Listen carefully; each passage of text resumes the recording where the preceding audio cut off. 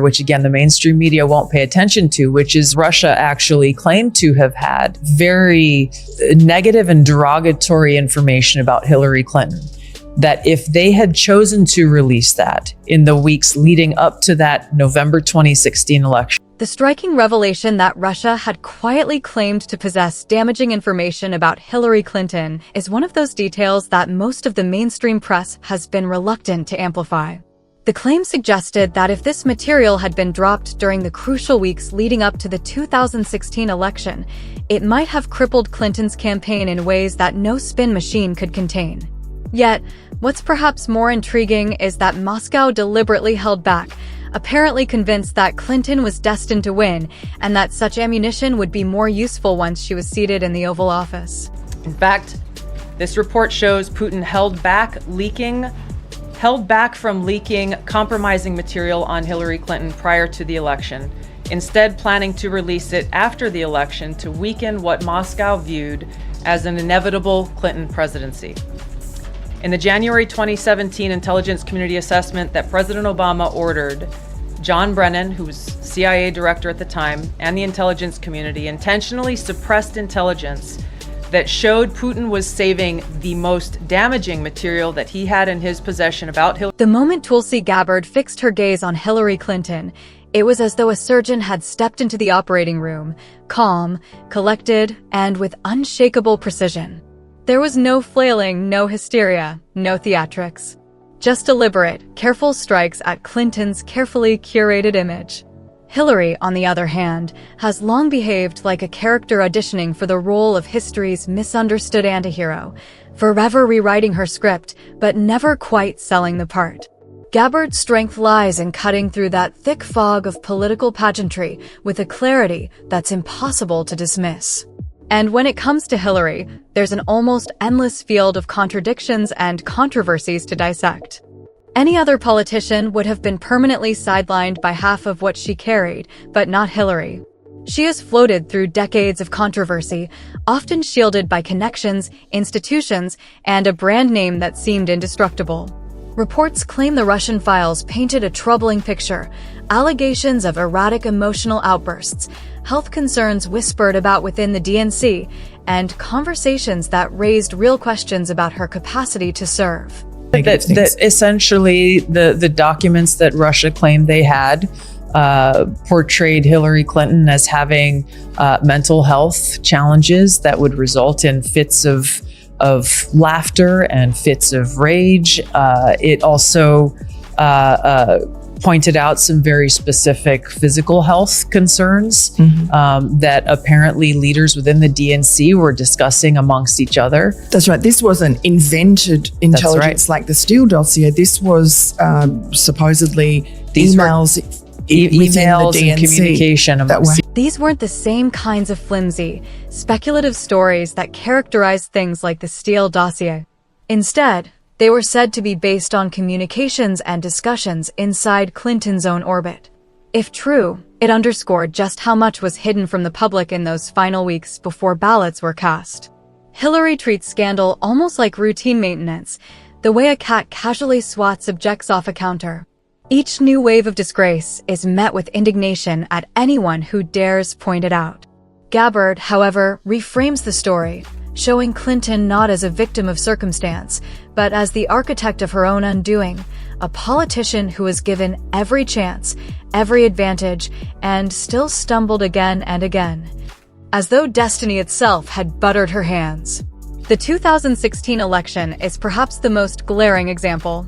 Democrats entered the race with towering advantages, unparalleled funding, a compliant media environment, cultural elites singing Clinton's praises, and the legacy of the Obama presidency buoying them forward. Yet, against all odds, Hillary Clinton lost to Donald Trump, the man the press insisted couldn't possibly win. It wasn't just a defeat. It was the defining example of political malpractice in modern American history. That November 2016 election, the fact is, the opposite is true. It was intentionally withheld and not released because they assumed that Hillary Clinton would win that election.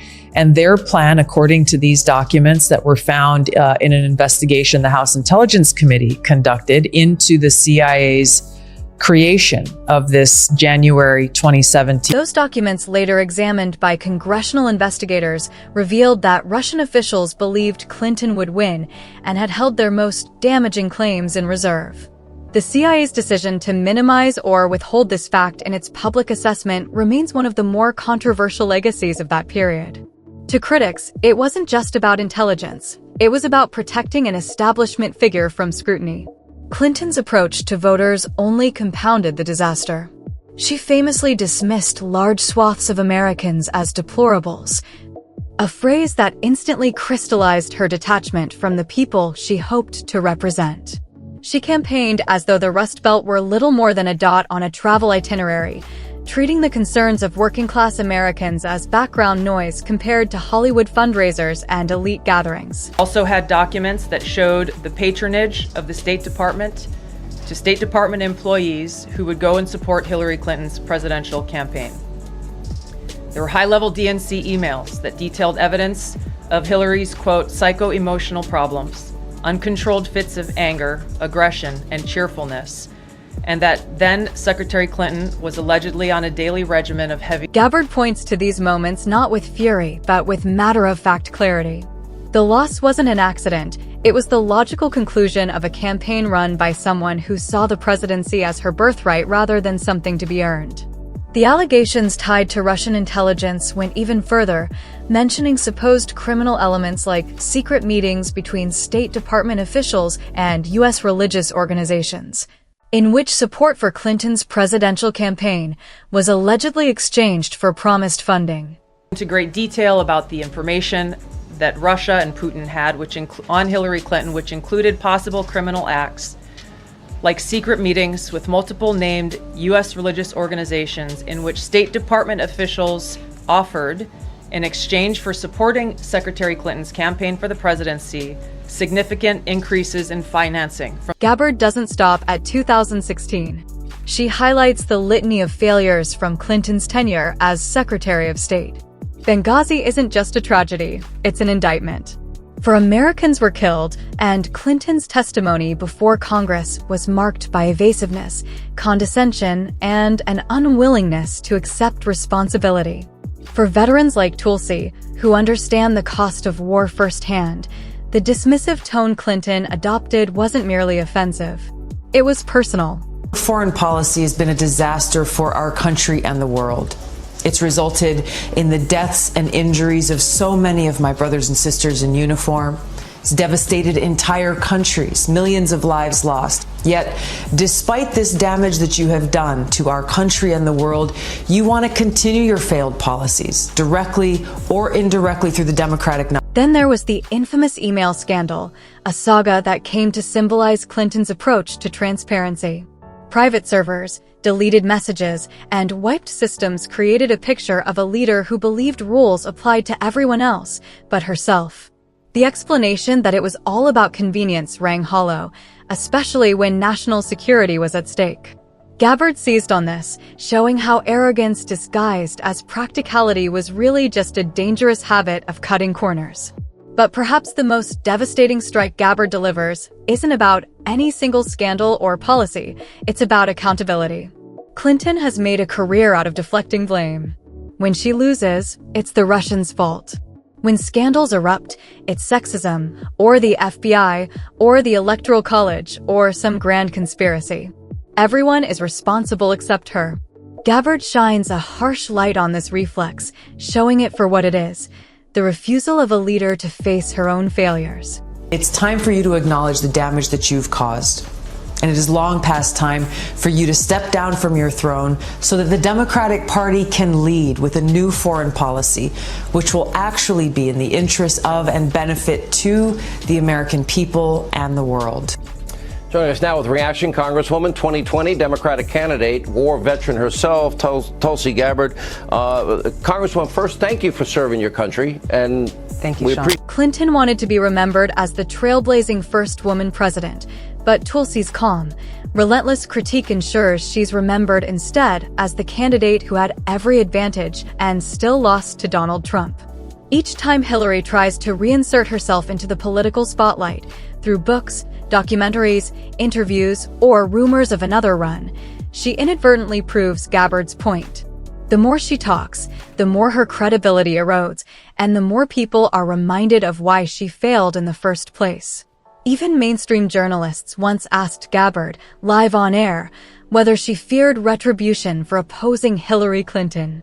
Tulsi's response was a laugh, a dismissive shake of the head, and a simple answer, no. I was at, I think it was the first debate, the first primary debate that they had, first or second. It was one of the early ones. And I was doing an interview with MSNBC outside the hall of the debate. I think it was in Miami. And I don't remember who the host was, but I could see them and hear them in my ear. And they said, Tulsi Gabbard, you're coming out and criticizing Hillary Clinton and her foreign policy record. Aren't you afraid of what she'll do to you? He asked me this on live television on MSNBC. And you're laughing. I laughed too. I was like, no, I am not afraid of what Hillary Clinton can. The broader picture Gabbard paints is not just about Hillary Clinton as an individual, but about the establishment she represents. Decades of entitlement, corruption, and recycled leadership have created a political culture that resists accountability at all costs. I think that the Democratic Party leaders, people like Hillary Clinton, people who've been in charge for a very long time, foment this kind of culture of fear and like, hey, if you go against us, like, you're dead, you're dead, you're dead, you're dead, you're dead, you're dead, you're dead, you're dead, you're dead, you're dead, you're dead, you're dead, you're dead, you're dead, you're dead, you're dead, you're dead, you're dead, you're dead. Clinton, for all her ambition, is the perfect symbol of that stagnation, an establishment figure who mistook power for progress. Tulsi contrasts this machine politics with her own authenticity, grounded in service, sacrifice, and direct experience. Clinton's polished talking points stand in sharp contrast to Gabbard's unfiltered honesty. It isn't just a clash of personalities, it's a generational divide, a battle between the politician who survived by adapting to the system and the veteran who demanded it change. In the end, Tulsi doesn't just bring Hillary Clinton down a peg. She exposes her as a monument to a political era Americans are increasingly ready to move beyond. Clinton's ambition made her powerful. Her failures made her infamous. But Tulsi Gabbard's unflinching critique ensured she could never fully control her narrative again.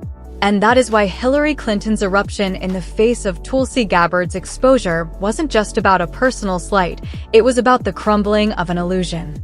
Clinton had spent decades constructing an image of inevitability. Gabbard, with calm precision, tore it apart, brick by brick, until all that remained was a politician whose time had passed and whose secrets could no longer be buried.